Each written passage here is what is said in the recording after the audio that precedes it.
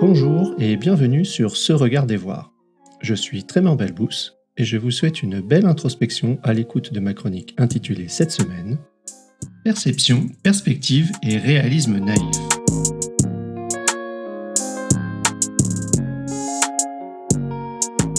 Perception, perspective et réalisme naïf.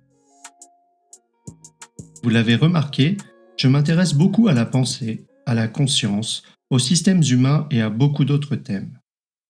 Plongé dans la lecture passionnante de l'article Apitological Systems Theory, Learning from Ecology de William Very, je me suis observé être interpellé par le concept de naive realism, ou réalisme naïf. J'ai voulu en savoir plus et explorer la manière dont cela se manifeste dans ma vie quotidienne.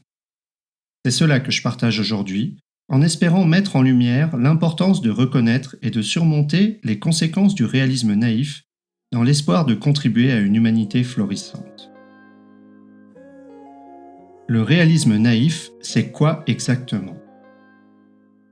Le réalisme naïf est également connu sous le nom de réalisme direct. C'est un concept philosophique qui se réfère à la croyance que notre perception du monde correspond directement à la réalité. En d'autres termes, nous supposons que nos sens nous fournissent une représentation précise et complète du monde extérieur. Cependant, ce point de vue peut être erroné, car il néglige la nature subjective de nos expériences et l'influence des biais personnels, des attentes, des contextes culturels sur nos perceptions. En allant un peu plus loin dans ma lecture, j'ai réalisé que la notion de réalisme naïf s'applique dans divers domaines, notamment la psychologie, la philosophie et les sciences sociales. Tout ce qui m'intéresse depuis plus de 10 ans et plus spécifiquement actuellement. En psychologie, ils mettent en évidence les biais et les erreurs qui peuvent survenir dans notre perception et notre interprétation des événements. En philosophie, ils soulèvent des questions sur la nature de la réalité et la manière dont nous en prenons conscience. En sciences sociales, ils soulignent l'importance de comprendre les diverses perspectives et le rôle du contexte dans la formation de nos expériences. Si vous avez écouté les précédents épisodes, vous comprenez pourquoi expliciter un tel phénomène m'intéresse. J'ai étrangement ressenti une forme de clarté dans cette exploration. J'ai l'impression que ce concept est crucial pour moi.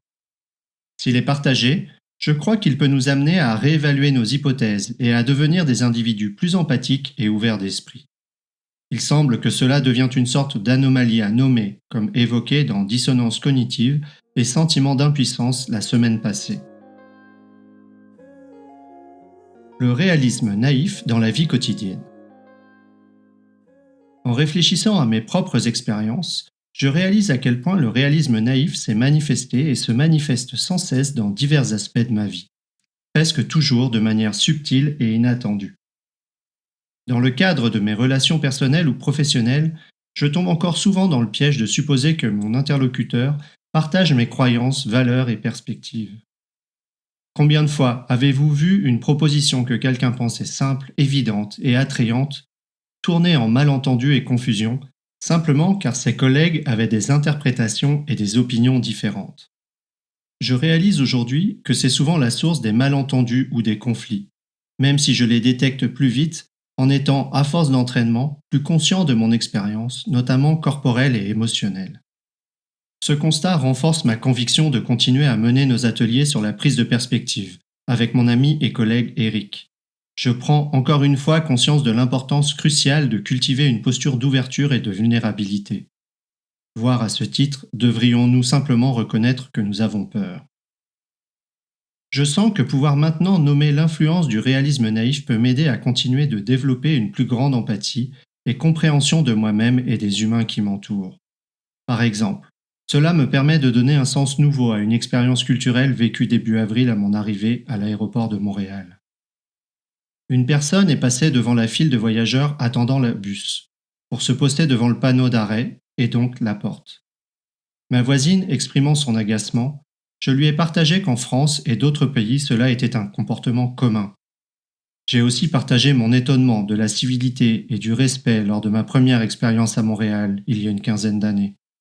À l'époque, j'ai fait un effort conscient pour en apprendre davantage sur la culture locale et en embrasser les aspects uniques. Le réalisme naïf impacte le monde professionnel.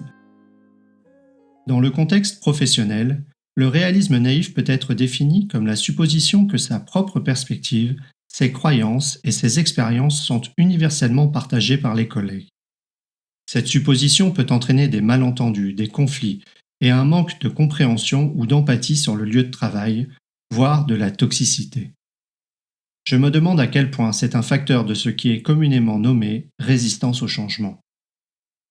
Ce phénomène peut apparaître dans la gestion de projet, lorsque les membres de l'équipe supposent que tout le monde partage leur compréhension des objectifs, des délais et des priorités.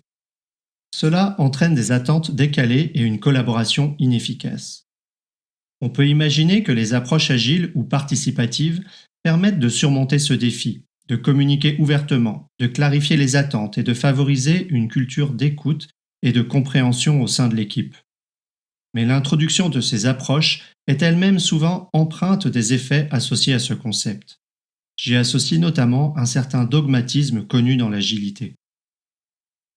Dans le processus de prise de décision, le réalisme naïf peut amener les individus à croire que leur solution préférée est la plus logique et universellement acceptée.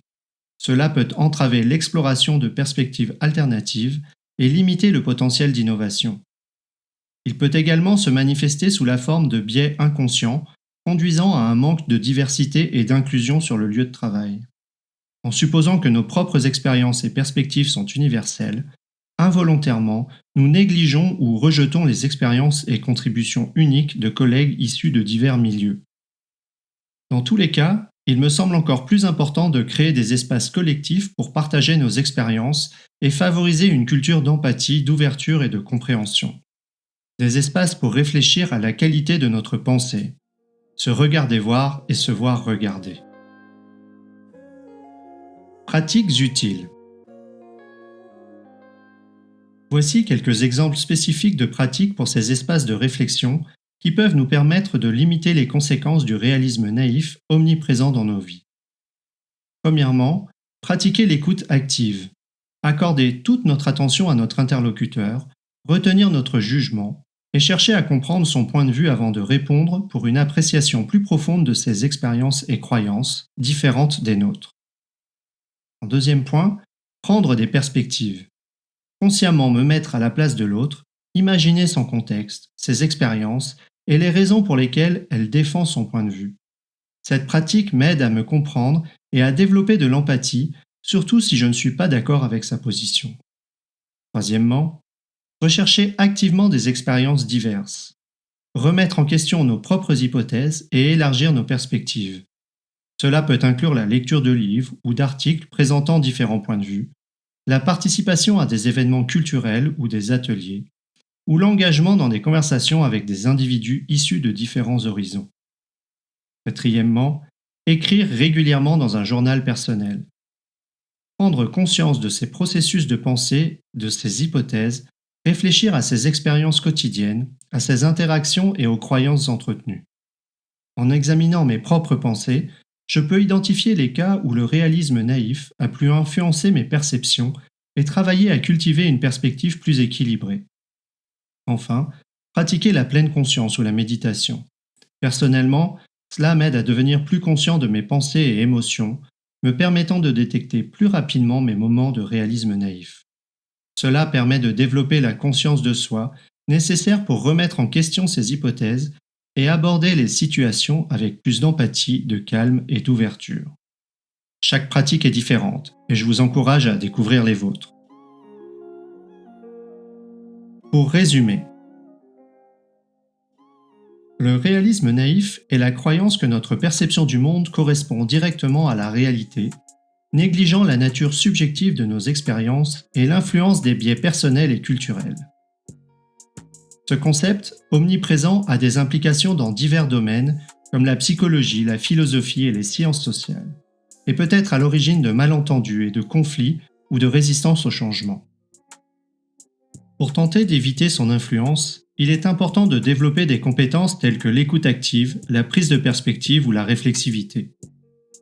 Je crois qu'il nécessite une réflexion constante sur sa propre réflexion et sur la qualité de sa pensée afin de devenir une personne plus compatissante. Cher lecteur, Je t'encourage à considérer la façon dont le réalisme naïf influence ta propre vie et tes relations. Je t'invite à prendre un moment pour réfléchir aux hypothèses que tu as pu faire concernant les perspectives des autres et mets-toi au défi de faire preuve d'empathie et de compassion dans tous les aspects de ta vie. Ensemble, nous pouvons travailler à construire un monde génératif, compatissant et conscient de soi. Une humanité florissante. Merci pour votre écoute. Vous pouvez retrouver l'article associé à cet épisode sur le blog de Se Regarder Voir, se-regarder-voir.com. N'hésitez pas à y contribuer vos récits d'expérience et commentaires, ainsi qu'à vous abonner pour recevoir chaque semaine l'audio et son article. À la semaine prochaine!